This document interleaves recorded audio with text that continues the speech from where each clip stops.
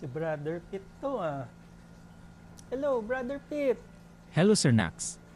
Musta na? May tatanong lang sana ako. Naku, yang ka na naman, mukhang malupit na tanong na naman yung itatanong mo. Ano ba yun? Gusto ko malaman kung samurai arwana ba yon sa kabilang shop. Naku, mahirap mag-comment sa ibang shop ah.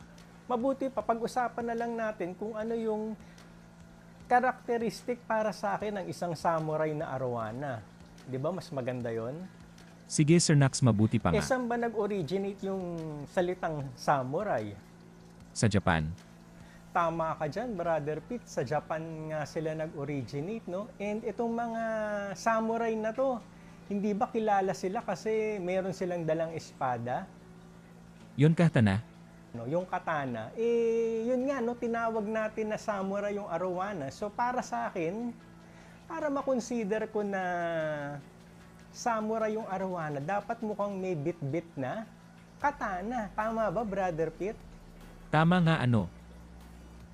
So, hindi lang pala porke mahaba yung pics, itatawagin na nating samurai. And worse nga, nakikita ko merong gumagawa yung, sorry sa term ha, yung dinidislocate yung mga pics, no?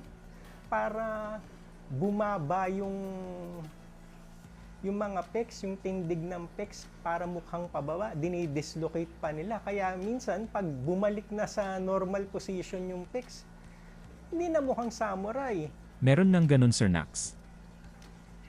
So, mabuti pa, imbes na sabihin ko kung samurai ba yan tingin ko dyan sa nakita mong arwana dyan sa shop na yan, pakita ko na lang yung sa tingin ko. Para sa akin, acceptable na samurai. Okay ba yun? CJ. Patingin. O, tingnan mo to, Brother Pete, yan, sinend ko sa'yo.